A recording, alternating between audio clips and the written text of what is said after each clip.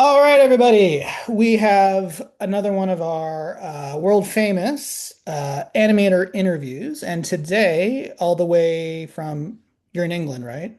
I I'm in should have England, asked but you. I Okay. came from Ireland. Okay. Yeah, All the way from England, we have Billy Crinion. Sorry, I know I'm Crinion. Yeah, mispronouncing it. How do you pronounce your last name? Crinion, Crinion. Okay. like onion. Yeah. Oh, there you go. Good way to go. All Yeah. right. So, Billy, first thing I usually ask of anyone I interviewed.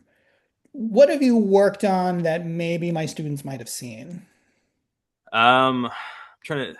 Yeah, a lot of my stuff has been mainly YouTube. Okay, But recently I got to work on a show called Smiling Friends for Adult sure. Swim, which I think that's how I got your is name. You're friends with like probably Darian yeah, Sudrick and Schmo, I yeah. think. Okay. Darren, yeah, Yeah, yeah. he and I worked together on I think the last two seasons of Smiling Friends, and yeah, he's a good guy. But we worked on that together, and that got fairly popular over the past year on with season three. Mhm. Um, Sadly, since kind of has kind of semi canceled itself because the creators are burnt out, which makes sense. Sure. Um, but maybe one day we'll get to work on it again. That'd be cool. That'd be Uh, great. but yeah, that was it with Adult Swim, and so like if people have seen Rick and Morty and stuff, it's the same channel. Hmm.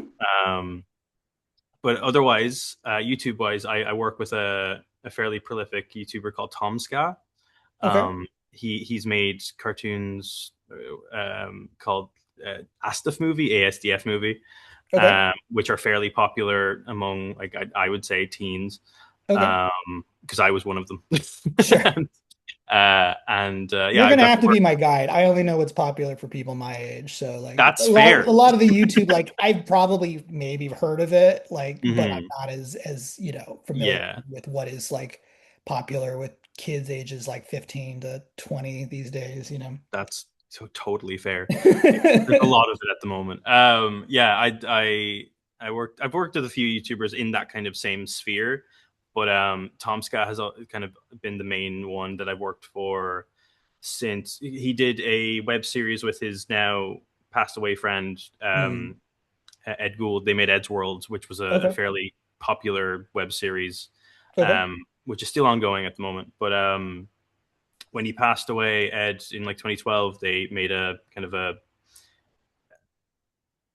a send off version of the Okay. series where it was like, oh, we're going to make like 4 5 episodes to kind of send the show off because it was his, and he would have apparently he wanted the show to kind of continue. And I got Okay. to work on one of the last cartoons of that kind of era of it. And then they continued it on later with another set of people. But Okay. for like that brief time of kind of this kind of it was just called Eddsworld Legacy, and it was Okay. this yeah, just kind of this big send off. A whole slew of animators got to work on the final episode. It was very cool, and I was 16 at the time, and I got to work on that Oh wow. as like my first kind of job.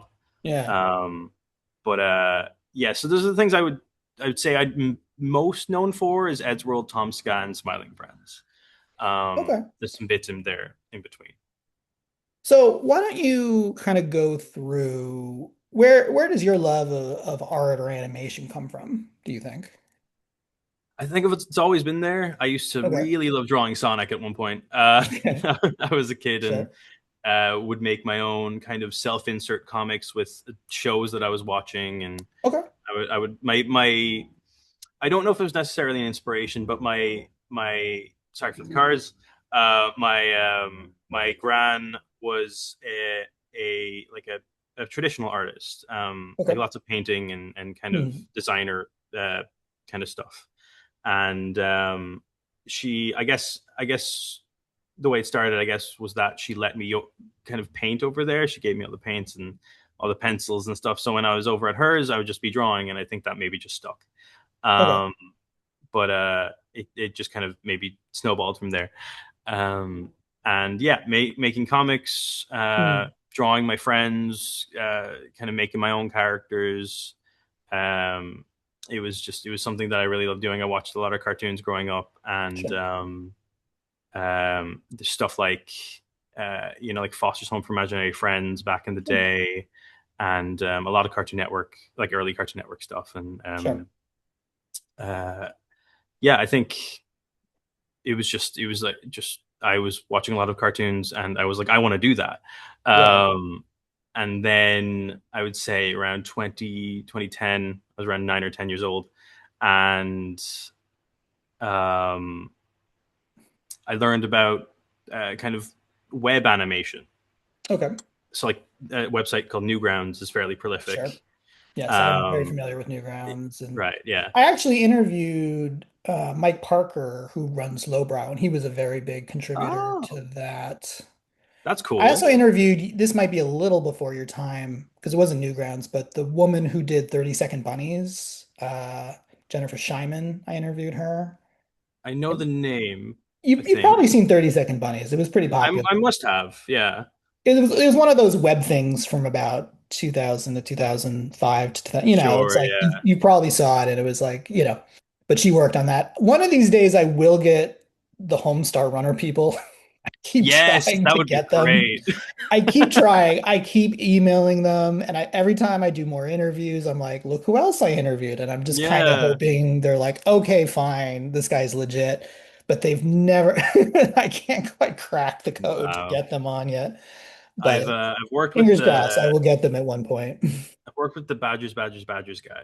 Oh, did you? I remember Yeah. that.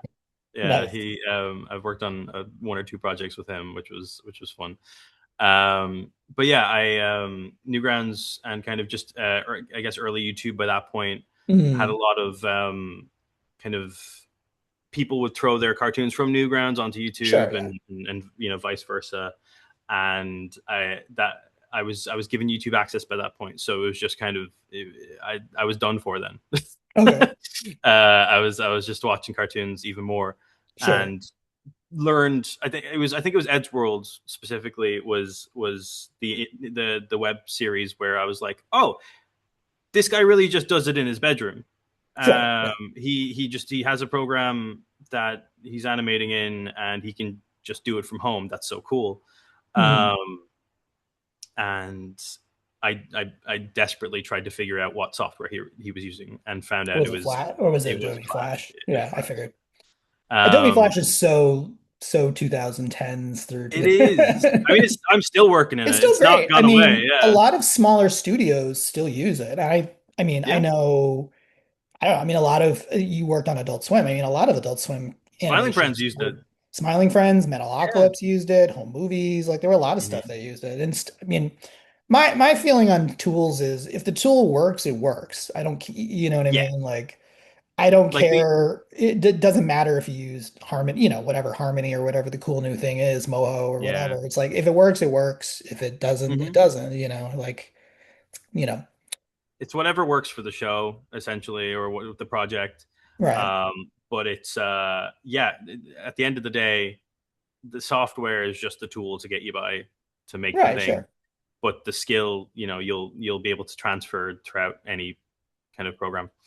I always sort Um, of joke. I'm like, when someone builds a house, no one asks them like which hammer do they, you know what I mean? It's like, did you use the, it's like it's a hammer. I mean, like, yeah, I'm sure there's yeah, differences. I'm not saying there's not or whatever, but it's like for the most part, if it got the job done, it got the job done. exactly. Yeah. Stuff like TV Paint though is cool because it's like it's a Hmm. lot more traditional. It's a lot Sure, yeah. more, I guess, classical, Hmm. versus like Flash and Harmony, where a lot of it can be like tweened and stuff Sure. and all that. But yeah, I learned about Adobe Flash, and around that time, I think 12.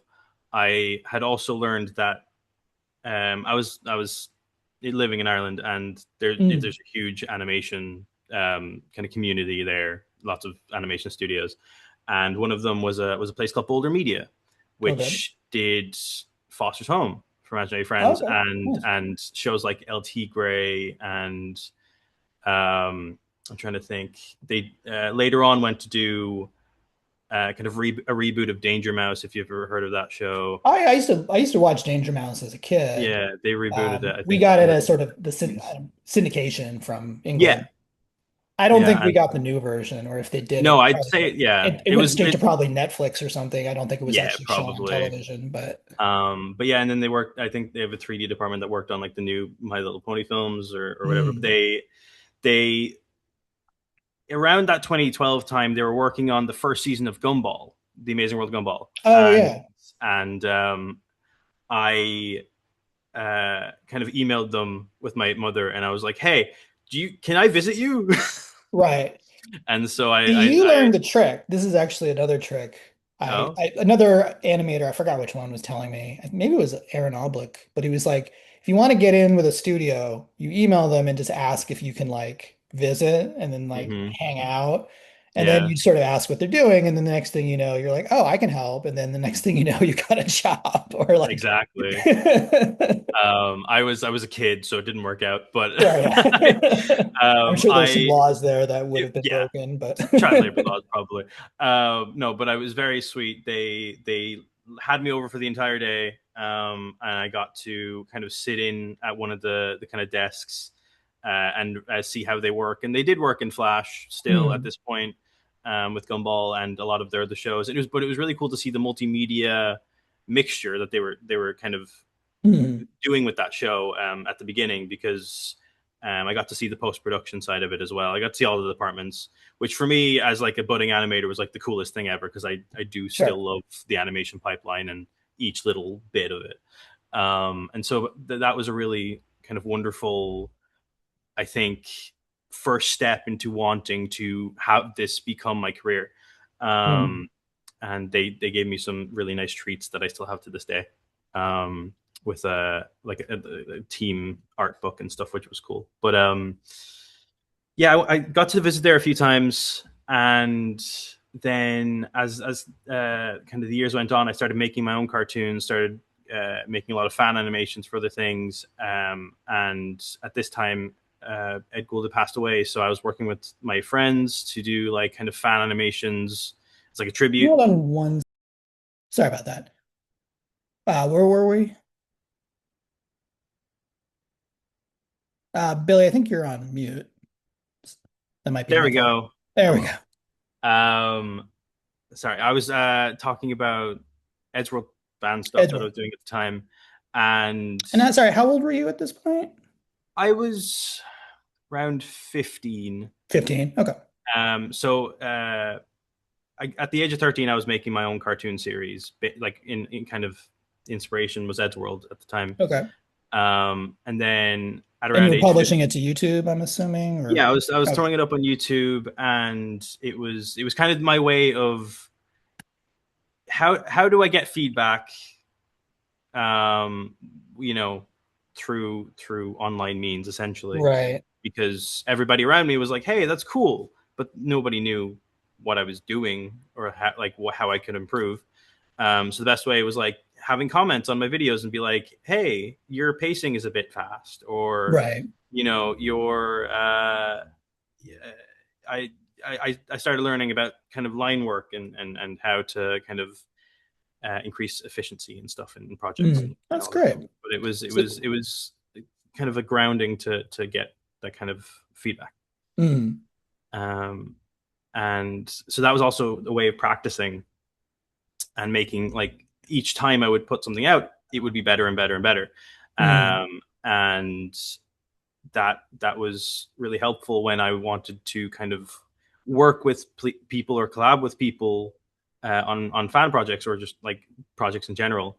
And that's how I ended up getting to work on the Edgeworld finale that it mm, was at the time, because I was making fan animations with my friends, and they were good enough that they were like, "Hey, do you want to be a part of this?" mm. And so I was very, honored for that at the time because I was super big inspiration, and that was my first kind of paid animation gig at that point. So Great. kind of all kind of just learning how to use Flash and making my own cartoons. That was the way that got me into getting kind of my first ever gig. I was just putting myself out there at that and hoping somebody liked it, like you know. Right. Yeah, yeah. No, I always tell people, I mean, and a lot of other people I've interviewed, yeah, do your own stuff, you know. And I think, Yes. especially in Yeah. this industry, like that's the greatest way to show what you can do. You know what I mean? Like, is literally just to be like, here's this thing, and then people go, oh, okay, this person knows how to animate, they can do this. Maybe they like your visual style, maybe they have a style that's similar and they think you can, work on it. So I think, yeah, you went kind of the route of just keep working and then this, It was it's like a it's like a reel in itself. yeah. It's especially I think even with reels in general, if you don't have your first job with animation or whatever, collaborating with people or just making your own stuff and chucking it in a reel Mhm. is going to get you a job anyway, Sure. because if you can show that you have the skills, people are going to find you, um, especially if you put yourself out there and send that reel places. But yeah, I think just even to understand animation as a medium, and to learn how to learn how the pipeline works and how to kind of get into, or learning what you like about animation specifically and what you want to do. Mhm. It's a good thing to just kind of make stuff yourself and see Right. what you like and practice. And I'm always needing to learn more, so practicing never Sure. stops. Um, but yeah, you get to learn what you like and you get to learn what you're good at. And I know things I'm very much not good at that I'm still trying to learn. Sure. So you work on Eddsworld and that gets you, where does that lead you from that point? So the guy who was leading Eddsworld at the time was Tomska. Okay. And so I basically stayed in contact with him, but I was also this kind of annoying kid that kept Okay. messaging him, of like, hey, look at my things. Please Right. keep in contact with me. But it worked. About 2, 3 ish years later, I think it's, yeah. Um, I ended up working with one of his mates on like a Mhm. little cartoon, um, for cheap, because that was my first gig after the other one. And Mhm. then that led into, we had done like an Easter egg in that video, which was based on a guy who then emailed me like a month later to be like, "Hey, I'm the head of this YouTube channel called Mashed, which we do a lot of Okay. video game parodies." Okay. And it was it was my first really big gig. It was, I think, it was a 6 minute cartoon for like 2 grand, which is not a lot of money. But it was more than I have ever touched at the time. Right. Yeah, And sure. um, it was an intense 6 minutes because they also wanted it in 6 weeks. Oh, Um, wow. Right. yeah. But my kind of claim to fame was that I was fast. Sure. So that's why they wanted me. But yeah, so that kind of the Eddsworld thing led into working with Tomska's kind of sphere of people, which Mhm. then led me into the MASH stuff, and I ended up Okay. working with them a lot. And I'm actually working with them again, uh, surprisingly, this year. But yeah, working with them, and then I started that same year. Tom had asked me to lend a hand on one of his own cartoons that was Okay. being led by another animator that he's known for years. And they wanted to kind of push it, to get it finished, and they just needed like an extra hand or two. So after that Mash job, I started working on that for a few months. Okay. And he liked my kind of speed and skill enough that he was like, "We're going to start kickstarting this. Would you like to be the lead for the upcoming episodes?" Oh, nice. And so that was super exciting, and I'm currently still leading that series now. It's been we like each episode has been quite sparse. It's been like 5 years apart or whatever, Okay. but I'm leading the next episode at the moment as well. Sorry, And what series is this? sorry, the series is called Crash Zoom. Okay. It's like Crash this, Zoom. Okay. like the cinema verb Okay. or whatever. Yeah, yeah. Um, Okay, got it. Yeah, I'm seeing it on your okay, on your yeah, yeah. IMDb. And So it so sounds like there's 3 episodes of that currently. So there's a few. I think it's more than three. There must Okay. be. There's definitely a lot of shorts, and there's a few episodes. I think this is supposed to be the 10th project of it, or the 10th production of it. So there's a fair few of them. But this one in 2020, I worked on the last one, and that I kind of spent 10 or 11 months working on that full time, Hmm. and I'm doing the same with this one. It's basically like when I have time, I will just like power through it. And I got to do the animatic for it, which was very cool. Sure. Because I don't get to normally do boards and stuff for projects. Well, can you talk? I mean, my students have this is like they've taken maybe one, two animation courses or classes. Right. Can you talk about what it means to be the lead? Like what does that job entail when you're the lead? It's a lot of responsibility, really. Okay. But that's like the lead of any project, really. Sure. So yeah, you are. In this instance, I am my own lead, so I'm kind of just doing everything. But Okay. in other projects, I've been a lead for multiple people, and that's Mm. normally where you would see that happening.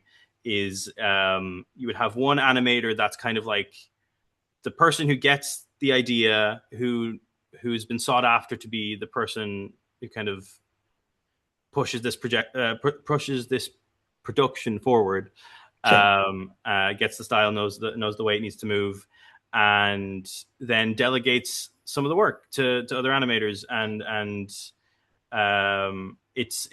that sounds simple, but it's actually really difficult because there's a lot of like who gets what shot, Right. who is skilled enough for this bit, who do we think can achieve this in this short amount of time. Because often what tends to happen is it's a small budget, or a smaller budget, and Mm. uh, short deadlines. So it's like who can we get that's the fastest at this, who can kind of tell people or give feedback to people quickly, and kind of put them on the right track, Mm. um, who can kind of delegate the right scenes to the right people. Um, and there's a lot of other small things, like you're going back and forth with the producers a lot of the time, and going into kind of meetings and getting feedback from them, which then you give to the animators, and it kind of goes back and forth after that. But Yeah, you're essentially, yeah, I mean, in business terms or whatever, you're a project manager, yeah, sort of, that's or like pretty much what it like is. I don't want to like poo-poo it, but like you're sort of a lower level. Like there's people above you who manage Yeah, the well, whole yeah. project, So and then you handle there like a are production specific area managers. of the Yeah. project of like, okay, we're doing this scene, you're in charge of that, Hmm. the animators who go to you, you say, okay, you work on this character, you work on this Yeah. part, you work on that. Yeah. Is that fair to Um, say for my students? no, Like, yeah, that's pretty much like there are production managers. That is a role in the pipeline, but they're normally generalists when it comes right. to it's kind of the whole pipeline. Lead animator is mainly you're managing the animation team, and that is your place. And so you're often given the responsibility of getting the creator's vision through, Sure. um, and then having the animators to help see that through. Sure. Um, so that's kind of what a lead would do. And I've had some really wonderful lead animators that Mhm. I've worked with in projects, and who really they are like the MVPs of that kind of production, because things can just come to a halt, and they have to take the brunt of it. Sure. They're the ones who are like having to take all the you know the shit, essentially. So, Right. but it's yeah, Um, it's a rewarding yeah, job. no, I think that was a good explanation for my students. So you're working on Crash Zoom, Hmm. and then where does that lead you? Kind of just around the place for the next few years. Okay.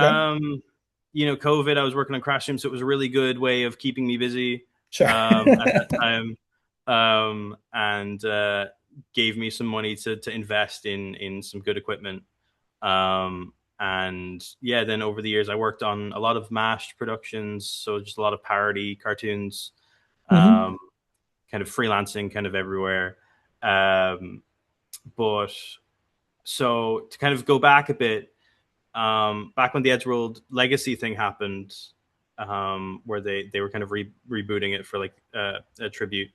The lead animator for that first kind of few episodes was a guy called Paul Tervord, who I basically nagged until he became my friend as a kid. He was like he was my age at this point, but he Yeah, was yeah. like, oh, this kid really likes the work and is actually interested, and it's not just kind of, hey, like me, you know. But Right, right. uh, I just kind of friended him on Skype, and he agreed to it. But yeah, he and I have been friends since kind of 2014, and he cameoed my kind of persona into one of the episodes while he was working on it. So that was kind of like the big, like, oh my Nice. god, that's so cool.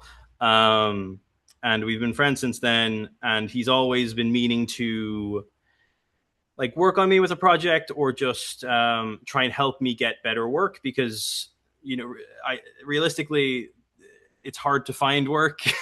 Sure.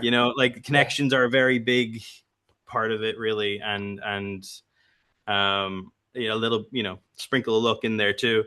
sure. Um, but yeah, so I think 20 around 2023 was when Paul kind of came to me like, hey, I've got this project that I'm working on, and they're looking for freelancers. Hmm. Um, would you be available in the next kind of for the next few months if that were the case? I'm like, yep, I'm open. Please Sure. give me whatever. Um, and it turned out to be Smiling Friends season 2. They were kind of midway Oh, through nice. the season at the Yeah. time, and they needed some more cleanup animators and some kind of retake animators for the end of the episodes and stuff. Can you explain that term to my students? I haven't really used the term retake or cleanup Oh, okay. animators. So cleanup animator is you're basically doing all the line work and some, Hmm. more often than not the color as well on top of that. So let's say the rough animator is the person who draws the very rough animation over what the boards were, so you kind of get an idea for the movement, and then the cleanup animators often draw over that in Sure. a very clean line work to make the show look good. And Sure. it's easier for the cleanup artist to also just color in as well because they're already doing the lines. And it's often you just have a paint bucket icon and click. So it's a lot less cumbersome than it used to be. Sure. Um, but yeah, so cleanup animator is kind of that's their role, is making things look nice. And retake animator was something I hadn't really known about until I started working on the show. They're often called retake animators or revisionists. Hmm. Um, and normally what they do is they'll get back a lot of the shots. They'll get back a lot of shots from season or just episodes that were recently done that just need touch-ups or need Sure. to be maybe overhauled um in a different way of like, oh, we noticed this looks wrong, or this has an error in it. The Right. retake Can you go back animator and would come make in to that change? fix it, Yeah. Yeah. basically kind of like the cleanup crew, but not the Yeah. cleanup animators, um janitorial staff, I don't know. um Yeah. but it's a really, you would think it's from the name that it's like, oh, it's only these small things. For Smiling Friends, it was very intense. Okay. We were working with an overseas studio, and often we would get back something that the creators weren't necessarily happy with, so Okay. it would end up being our kind of in-house studio, international in-house studio, would then go in and often kind of redo shots entirely, um, to get like what the vision really was. And it wasn't always that bad, but sometimes you would have a shot that just didn't work, and you would just kind of Sure. have to redo it. Right. And that's nobody's fault. At the end of the day, it's more so just like the creators go in with one idea. When it comes back, they're not necessarily happy with it, and then you Sure. just kind of you fix it up. And I've spent like a week on the same shot before, just because there was too many small things that needed to be fixed that ended up being lots of troubleshooting. Sure. So that ends up being a lot of the work as well, is just, how do I fix this? But yeah, retake animator was a fun job, and you're mainly just an animator by that point, though. Like it's kind of a not a role that you need to necessarily call yourself. You're just an animator, but retakes kind of tells you where you are at what time in the department. So What so and that kind of takes you where you are now. You've been working on Smiling Friends, which is yeah,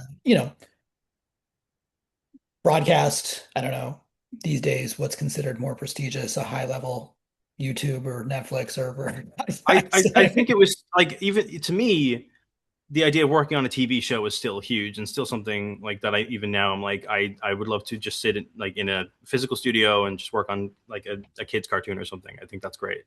But What's interesting to me is like in some ways it's kind of like how you can have a movie that makes a lot of money but it's not seen as prestigious. Like, yeah, like a yeah, Marvel movie. I always sort of joked that I would rather watch an indie movie, but I'd rather be invested in a Marvel movie. Because it's okay, like, yeah, it's like those are the movies that make a lot of money. They don't, at mhm, least in America, win awards like sure. unless it's like in special effects. But obviously there's a lot of money and popularity there. And I kind of seen that as like the same thing with these days it'd be considered, alternative distribution like YouTube or Netflix or whatever, where it's like, it may not be on broadcast American television, on Cartoon Network or anything, but I would argue that the stuff you did probably reached more people. You know what I I mean? agree. Uh, I like.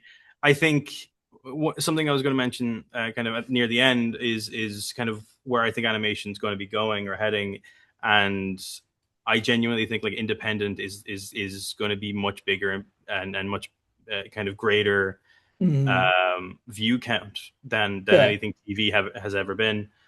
Even now, like there are shows and kind of web series that are bigger than a lot of shows at the moment that there have huge fan bases, Right. um, just because the creators were like, I'm going to put it out there. Right. And I think that's just it's really commendable and very cool. And there's a lot. There's obviously a lot to do when it comes to putting out an independent cartoon or something that's like feels high quality. But with the kind of the way the I guess the corporate way of making cartoons and stuff, there's a lot more you have to like tick boxes for. Sure. You have to make the higher ups happy, and they don't Right. necessarily care about the cartoon. They just care about is it going to make money. Sure. And so you end up kind of sacrificing a lot because they might be like, oh, is this suitable for this audience? Right. We don't know. Sure. And so it with independent, you are making it for an audience, but that you don't necessarily know if it's going to be super popular or whatever. But that's the whole point of these kind of independent pilots that go, bonkers huge, is because people click with them. And Right. you don't get that with a TV series necessarily because there's that disconnect between viewer and project or production. Whereas with an Yes. independent cartoon, it's the commenter is right there saying Right. how much they love it, how much they hate it, whatever it is. But it's pretty immediate, and I think that's just from what I've seen, it's just getting more and more. The standard is independent animation because you get to make the thing you've always wanted to make, and Sure. that's cool. Um, so for my students are, like I said, they've taken one or two courses in Mm-hmm. animation. Let's say they come to you and they say, I'm really interested. I don't know if this is going to be my career or anything, but I'm really interested in learning more, doing more, getting more involved. What would your recommendation be for those students? Um, there's much more accessibility with finding animation softwares or getting Mm, into animation than it used to be. You can have phone apps that do illustration and animation at this point, and sure. that is super cool. But I think, yeah, what if somebody were to ask me that question? I think it's really like, what do you want to do with it? What do you want to Mhm. make it your career? Do you want it to be a hobby? Sure. There's uh, kind of, I guess, an infinite amount of avenues to go down if you do want to make it your career, but it is a tough thing to do. Um, but it's also a very rewarding thing to do because if you do really love it and you do make it your job, you get to kind of be like, hey, that I'm here, and this is the thing I've always wanted to do. If you're Right. looking into kind of being a hobbyist or kind of maybe wanting to see where it takes you, I think it's just as good to practice and to find softwares and things, or even just like pen and paper, just Mhm. just flip books, or even get a light, kind of a light tray box thing, and just make some hand drawn animations. But Sure. less accessible, I'd say, than digital, and I'd say it's a lot easier to find. There's apps like Calipeg, I think, is a free software on iPad, and I think Procreate has its own animation software now on iPad, and there's Android ones for sure as well. Um, and on on PC, there's I think Clip Studio Pro has an animate function. It's That does obviously it. paid software, but Right. it's very good. And I think there's a free software called Krita. I think that might have an animation function as well. That I have to look at it. Yeah, Crita's illustration, but I don't know. They may I, have th- a I think I have a friend who's animation. maybe used it or something. Okay, I'll But look into that. it's what the lovely thing about it is that it's much more accessible now. And even if you Right. just wanted to get into it for fun, I think that's a perfectly fine thing to do and perfectly accessible to get into. Mhm. I was a hobbyist before I got into it as a career, and I have a lot of friends who are happy to have um, stable jobs, I guess, and be hobbyists when it comes to animation. Sure. And they sometimes are they're sometimes better than people I've worked with, Sure. um, which It's is a hard gig. I mean, for it's a sure. I hard mean, it's a hard thing to do. And like I said, like, it's not an easy um, thing to get into, but it's if you do and you find the avenues or the connections, it is rewarding. sure. Um, Here's kind of the question we kind of usually end on. Hmm. You can talk about this in any way you want. It's not it does it can be about the industry if you want it to be. It can also just be about expression of, what animation is as an expression of an art form. Where do you see animation going in the next 10, 20 years? Going back on a point that I said before, I do think independent is going to be a lot bigger. I mean, it's already Mhm. big as is, but I think it's just going to keep going. I think this um, kind of corporate way of doing it, or this, you know, I guess in parentheses, the classic way of doing it, Mhm. is slowly declining. And I think more and Sure. more people are able to make the thing that they want without the restriction, versus pitching it to a studio and hoping, 5 Right. months after making a pilot, that it will even get anywhere. Um, I mean, I always sort of tell my students in terms of history, that was kind of what the internet did. I mean, yeah. when you go back to like Homestar Runner and all that kind of Hmm. stuff, it's like, in the 80s and 90s, it's like, well, you either had to, pitch a show that would get picked up by ABC or whatever, Yeah. or you would have to make your own and work the festival circuit. And that was pretty hard at those times. There was no easy way for your stuff to get seen by a massive Yeah. audience. And then basically the internet was like, you don't have to do any of that now. I mean, you may not make any money, but you can throw your stuff up on a website for Yeah. pretty cheap, and everyone can in theory find it, and that's Hmm. where Homestar Runner was just a thing that the two brothers put up online. Yeah. And same with 30-second bunnies, same with Joe Cartoon, and other kind of stuff like Newgrounds. It's like, Hmm. there was no barrier to entry, basically. Yeah. I mean, I would say the same thing with YouTube. It's like you were you had no barrier to entry. You didn't make any money, but you didn't have to like get approval from, Yeah. the distributor, like a TV station, like a TV network or whatever to do what you want, you know what I Mhm. mean? And I think there's, a certain freedom to that, to be able to, get your stuff out there. Yeah, I think very much agree with that. And like I've worked with YouTubers um who are they call themselves story time animators, Okay, and they just kind of tell stories about their lives and you have them animated, and they go for like millions and millions of views, and sure. it's like it's not even like here's a show, it's just here's me, here's my life, Right. and people come for millions of views to it and rewatch it. And I've worked with a lot of those guys, and they're all very cool. And I think that's even more of a thing. It's like I think a lot of it. What I was talking about was kind of, oh, make a pilot and stuff. But even if you just want to make like you just want to do a story about a cool thing that happened, and you animate it, or you heard a funny audio and you want to animate over it, like Mhm. do that. Right. That's honestly the more fun thing to do. And that'll get more practice faster because you can just put it out there. I mean, the shorts and the TikTokification of everything, you are more likely to get viewed on shorter content anyway. Sure. And so if you want to start there, you can. And I think that's a totally fine way to do it. And if you want to make long form content, go ahead. That was something I've always wanted to do, and I still enjoy making long form stuff.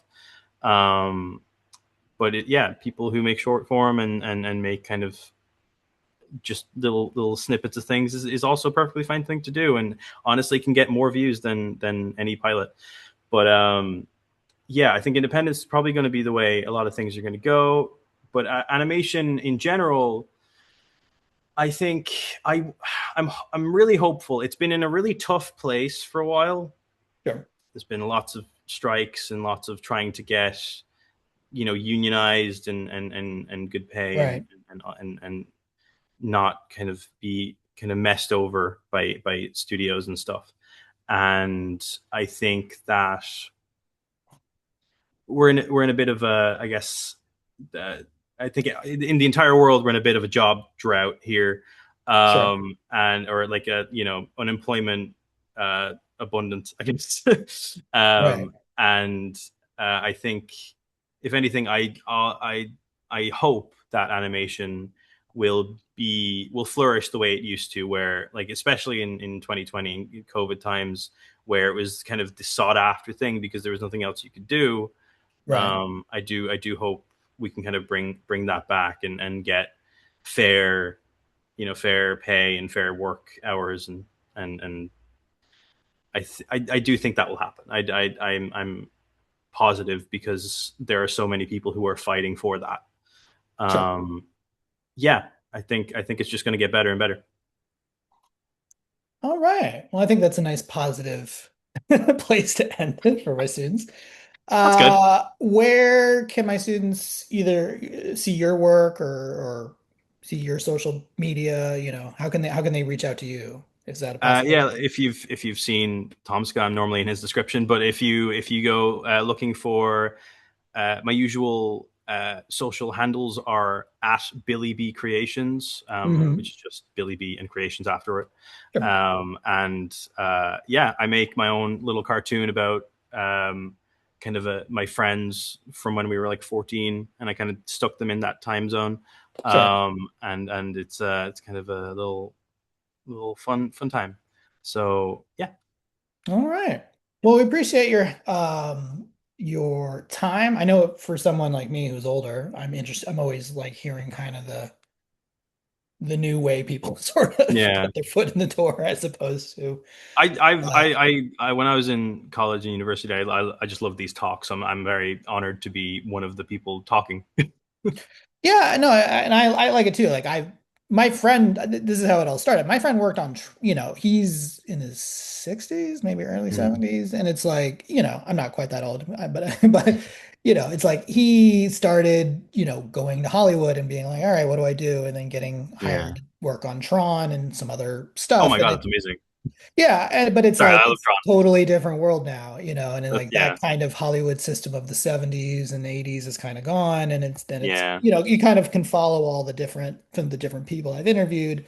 A lot of animators who went into games in the early 90s for Hmm. Sega or whatever. And it's like kind of interesting to watch the progression of how things. And so you're that newer generation of, doing things through social media, Yeah. which I haven't quite interviewed too many people below 30. I mean, some, but so it's interesting to sort of, see I'm the honored. differences. And yeah, well, it's not like I not try. It's just, No, I know, I'm joking. uh, but anyway, but yeah, it's just interesting to see the progression of how people, get their foot in the door and their Yeah. journeys and all that kind of stuff. So, yeah, I'll post that. This is going to be an online video, so I'll, Okay. post it Yeah. in the descriptions for people to check out Hmm. your social media and your handles and all that kind of stuff.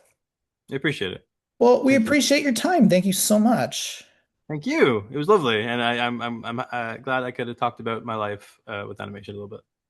Great. All right.